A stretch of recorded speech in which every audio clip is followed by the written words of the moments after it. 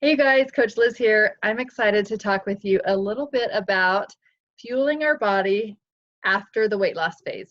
Have you ever thought about what's next?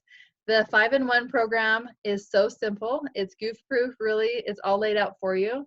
But once we reach our healthy weight and we transition into whole food eating, it's really important to learn about what that will look like. Now, personally, I still love to eat the fuelings. I use them for in between meal snacks or on the go. It keeps me on track and keeps me from going through the drive-through. So that definitely has helped me to keep my weight off over these past 8 years.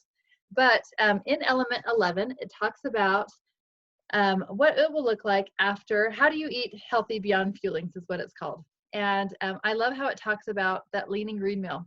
On the 5-in-1 program, we have that one meal that you're in charge of yourself. I love that meal because I call it your practice meal. You're really practicing and learning what the healthiest options are to be eating, not just for weight loss, but for the rest of your life.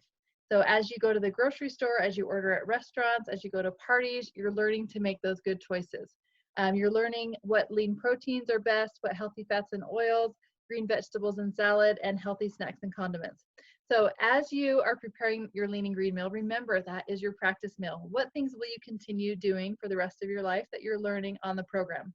And so not just that one meal, but what are some other habits that you might be practicing that you can see valuable to continue doing long term, like drinking your water, getting your sleep, getting your exercise, managing your stress, and balanced meals every 3 hours. Those are things that are really going to empower you and give you all the tools to not just reach that healthy weight, but to achieve an optimal health long term. And so before I end this, I want to give you a challenge.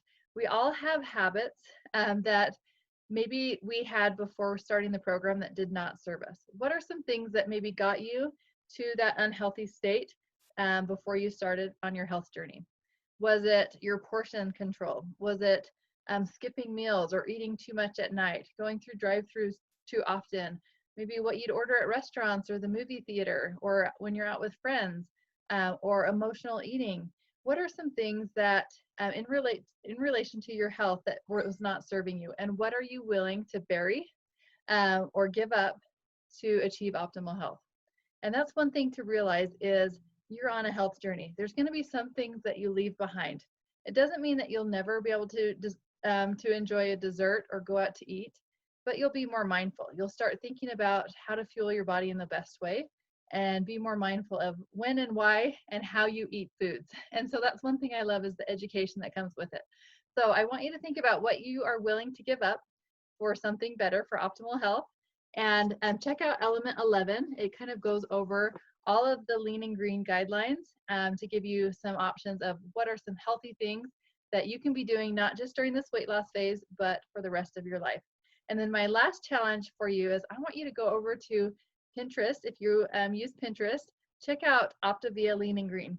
There are some great recipes there. Maybe you want to try a new recipe this week, or try a new vegetable or meat that you haven't eaten, or a new salad dressing, something different, just to change up your lean and green if you're feeling like you need a change.